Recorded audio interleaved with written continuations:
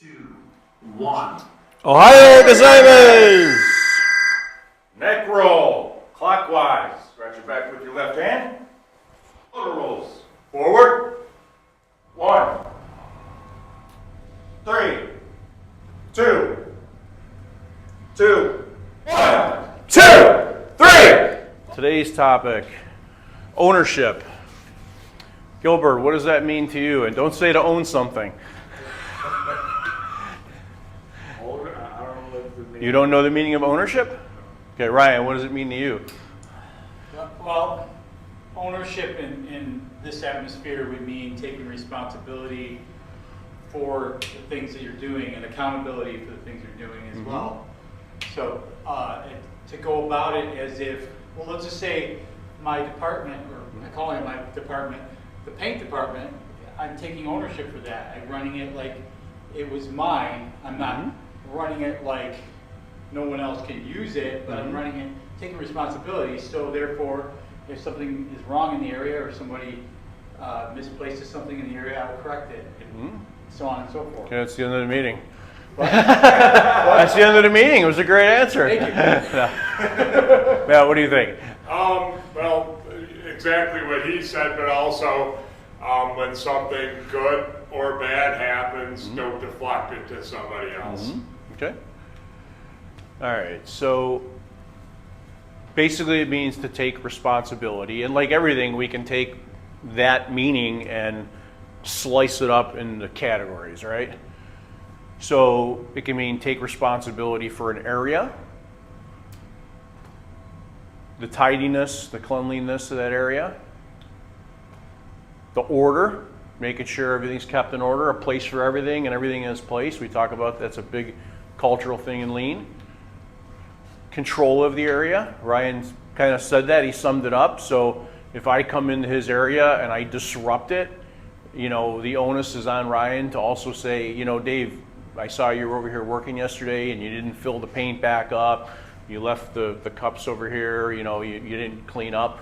So he's holding me accountable to respect the area that he's taken ownership for, right?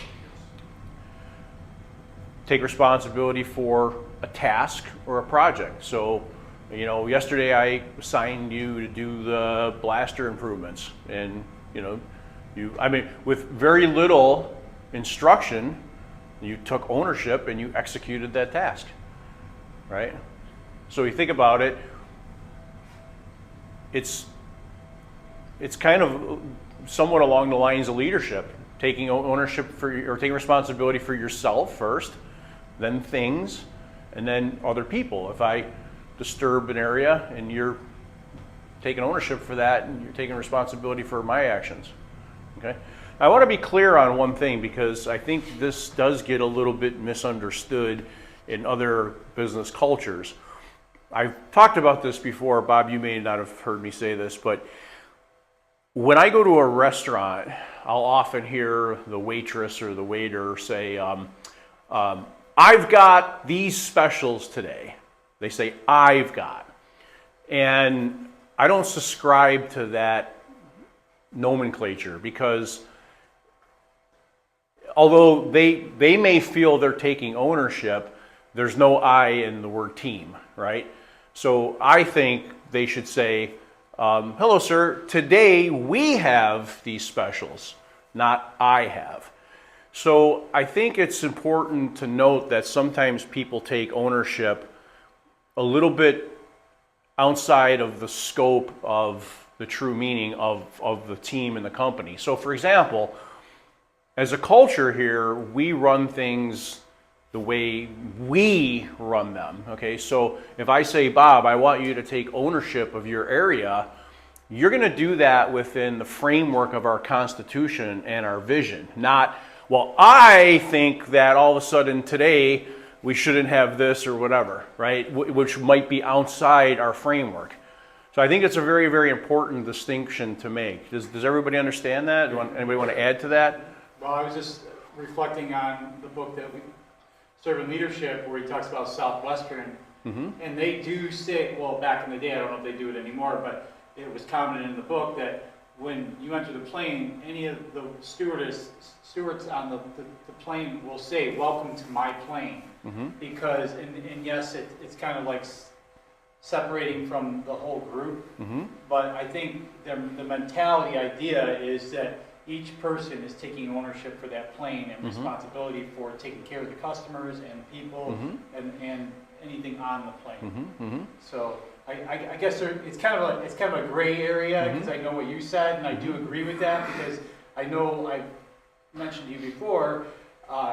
Rich used to say, "I want you to do this. I want you to do, right. I want," and I called him out one time. I said, "We should say we want to do this. We want to work together to." Or just, It means something. Ryan, Yeah. please take care of this. Right, Yeah, right, exactly. But I guess I just want to bring that up because there is a little gray area, but it's a positive thing with Southwestern that they're doing that, or they used to do it. I'm going to digress a little bit because you just mentioned airplanes. So on my trip back on Sunday, I've got this whole McDonald's movie infatuated in my head because I'm really blown away how McDonald's did things.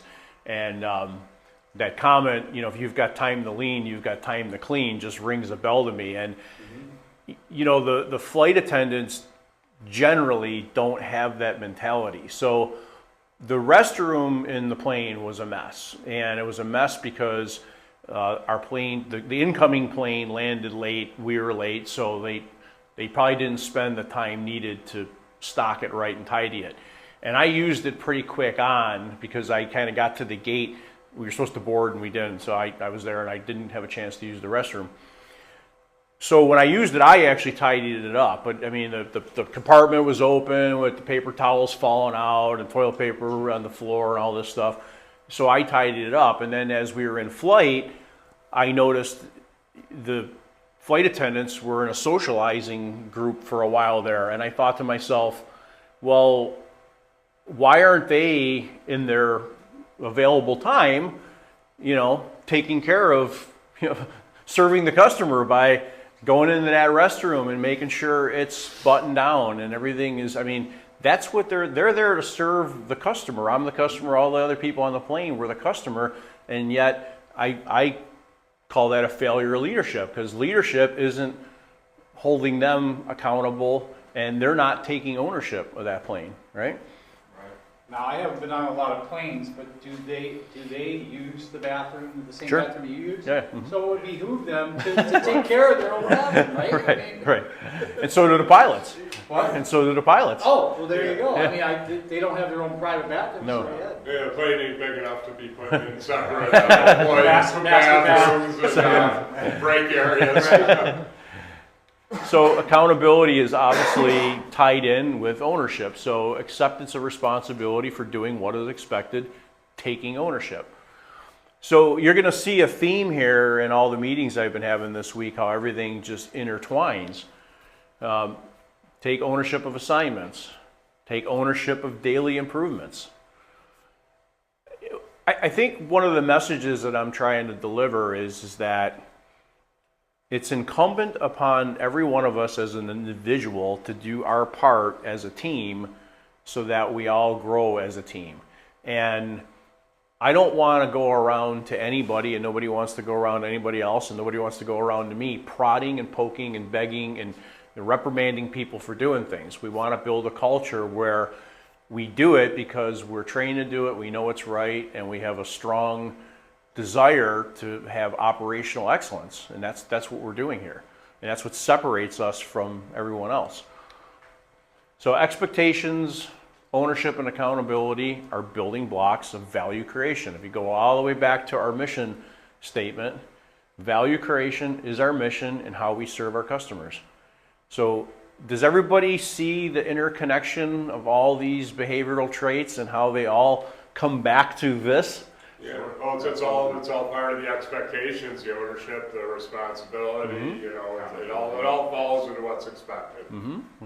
And all these things, talking about value and taking value and prospering outside of work, this is all going to help us in our relationships, our home life, interactions with people at service stations or whatever it might be. So I mean, this is It's- all very important. It's all basic stuff, and it has really nothing to do with business, right? Right? It's just human development. That's right.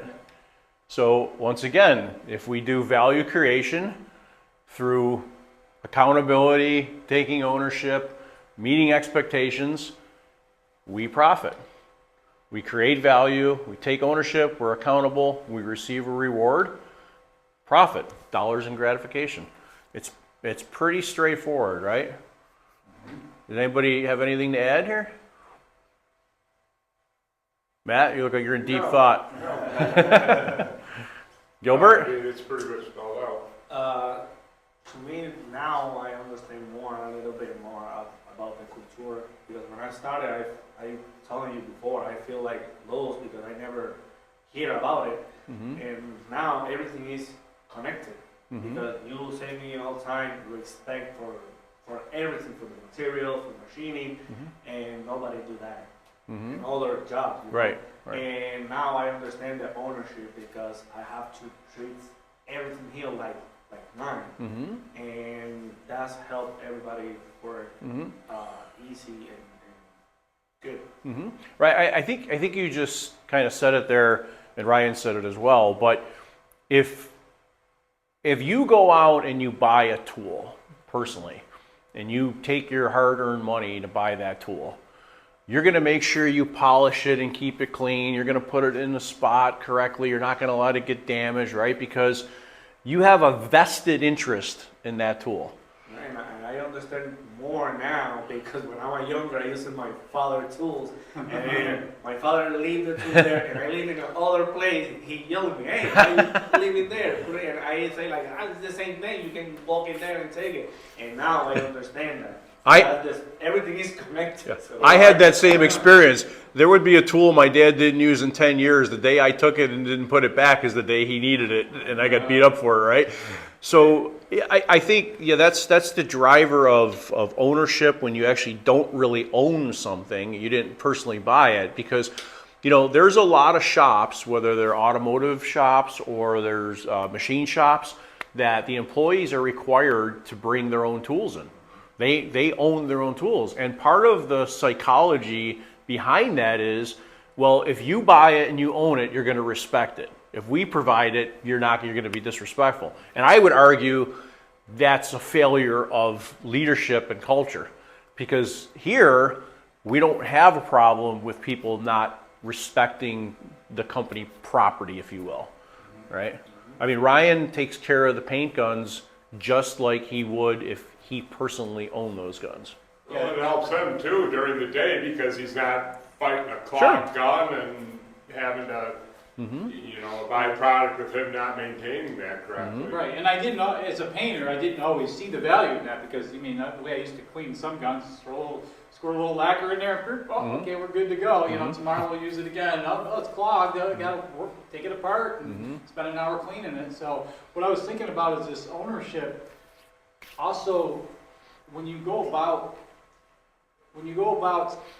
something as if it's yours, like my department, your department, whatever it might be, the tools that you're using, it brings on, for me anyways, an attention to detail, because then you're going to make sure that things are working right or things are clean. Raises your awareness for everything. It brings your awareness up, because you've got a mentality of just taking care of things. You're a steward of these things, and you want to take care of them. Right, so the last several months I've been driving real hard on the prep department and whatnot about how you put the parts in the paint cart. That they're forward reading, to use Matt's term, they're not upside down and whatever. And why does everybody think why do you think I'm doing that, Gilbert? Because, I don't know if for Ryan it's important, but if he's gonna paint something, like yesterday, the part I put it on the side, have a couple more buttons inside in that part, so it's easy for you, okay, these go together, and for Ryan, maybe it's easy to put together in the assembly car. Well, it's actually a twofold thing. Half of it is for you, so that you form a detailed mindset, not just a, happenstance, sloppy, well, I'll just put it in there, so Awareness, I think, awareness. is the thing. Yeah, so you start paying attention to how you're doing things. I mean, most people would say, well, it's in the car, what do you care? Well, we care because if you orientate it right, you're paying attention, and then you build a muscle memory to it, but it raises your detail level to other things. So if you just practice detail, you're going to be more practiced in another area. And then, of course, Ryan receives it, and even though he may know the part, it helps him understand how the part's visible, and it puts another layer in his mindset of what's important on that part. So if I today unrack the parts from baking and put them in the cart for matte to laser, I group them as the whole assembly. So first of all, when he receives that and he's lasering it as an assembly, he's not going here for one button and opening another drawer for another button. And I put them all grouped so that as he lasers, he could put it right back. And then when he goes to assemble, all the parts for that assembly are right in that grouping. So that's preventing further down the road struggle. So, I see you do put them in, in the right order, like the HVAC units, but that doesn't alleviate me from not checking to make sure they're in the right order. That's right. I don't assume that, but because we all do make mistakes, so, but it makes my job a lot easier. And Not sorting. You're making the next guy look good. You're Right. making his job easier. And I was just going to bring this up. I don't know if everybody's heard me tell the story, but in the booth, I put the fixture blocks that I put all the fixtures in, I put those on the shelf, very particular. Like they're in rows. I could be real sloppy about it, but I try to put them particular every time. And why do you guys think I do that? You think it's important to anybody that they're in that kind of? Well, I think you're paying it, you're raising your detail, your awareness of that. I don't know the exact word I'm looking for, but you're setting your mind to a higher standard. Exactly, So exactly. And then if they're on the shelf, the wire shelf for David check, when he looks at them, it's not a cluster That's right. of like, whoa, he sees these rows and he can figure out what to grab. And sometimes he grabs a part to join it with another part because I don't always have them. I don't always group married them. together, yeah. Yeah, I don't always group them because if they come out of the oven at different times, the set is not always together because of just various things. But they're still in an order that Dave can read them well. So look at the Japanese. When they take their shoes off, they put them together and back, right? Well, I mean, people say, well, why? You just kick them off. Well, then when you go to get them, it's a lot easier. This is a crazy example, and I guess this really just falls into preparedness. So in the evening when I come home, I feed my cats wet food.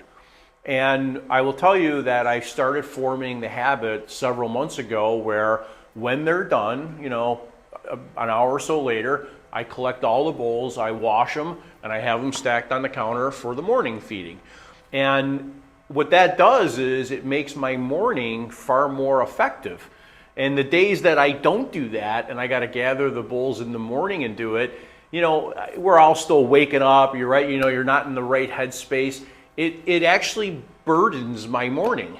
But at night, it's the same amount of work, whether you do it before or you do it after, but mentally, it just, you wake up and you don't wake up to chaos. The house is in order, everything's tidy. A friend of mine, he's a little extreme. He's got a statement about when he goes to bed at night, he wants his house to be presentation ready, is what he says.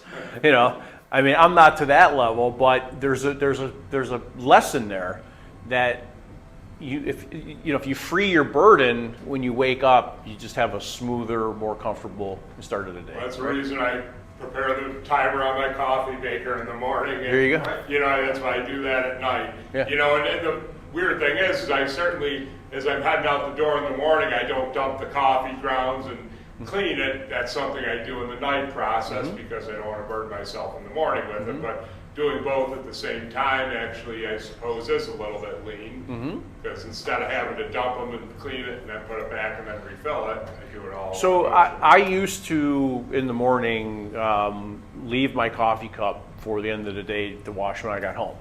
And I stopped doing that when I got together with Rosella because when I was single, and I left it for myself, I didn't leave anything bad for someone else. But when I was with her, I don't want her leaving hers for me, and I don't want leaving mine for her. So I changed my whole behavior on that I always take care of it and it's ready to go. Right? So, you know, all these concepts, they're basic things that allow you to function at a level that we've kind of lost in this country. So I think it's important to realize, and that's how we do deliver the value. And when we do, we can profit, and it's Well, I think no apology you in just that. said a lot of it by, you know, being on your own versus being with somebody else. We're all surrounded with other people. Mm-hmm. So I think you're not only doing these things for yourself, you're doing them as a community, I guess. Okay. Anybody have anything else? Yeah, I just kind of wanted to tie back in with, you know, these meetings and stuff, and you actually just kind of mentioned, you know, the culture here in the United States of, you know, and we've talked about it, and it's been brought up before about what's the reward versus, or what's in it for me, rather, right? So, you know, this kind of, you know, reflects our vision, you know, not just here at work, not just within our home lives, but out in the public as well. And it takes, you know, someone or a few people to take that first push, to have that one step forward to kind of lead, and then someone else sees it, and then, you know, To it kind of becomes impact domino. more Exactly, people. right? Mhm, So, right. You know, if more companies were to you know, instruct and teach and inform and practice, you know, such philosophies that we do here in our culture, that, you know, the world would be a better place. Our nation would be in a better place. We, you know, there would be even more desire for people, you know, foreigners to come and want to live and you know, be here, versus, you know, how often, you know, is our nation on the news because of gang shootings or random, you know, gun violence or vehicle violence, or, you know, it's we don't hear about this as much, or, you know, in other countries around the world, other than, unfortunately, you know, religion. Well, we aspects. have these problems because we don't have the second component. Exactly, People right. are not gratified in their lives. But I think too, a selfless mindset. It is, important. but that's also a driver. right, If you're right, not right. if you're not gratified, you're envious. Like Michael Douglas said in The Perfect Murder, envy is a pathetic emotion. You know, I don't ever look at someone that has more than me and be envious. I'm inspired. You know, wow, how did you do that? I want to know. I want to tap the knowledge from that person. And I think if people shift their views, they can better their lives and have a more rich experience. You know, also just want to add is, you kind of said it, but to be happy for those other people, because that's good, great emotional energy as That's right. well. Well, it's easy to be a victim, you know. Oh, yeah. You figure, well, they have more than me because it's not fair, you know. Yeah. If that's your first knee-jerk reaction to everything, and life isn't fair in all ways, but you get what you get, and you do the best you can with it. Yeah, I would summarize that and say that most people, not all people, most people, what they have is a product of their own doing. Most people. Okay. All right. Are we good? Okay. Okay.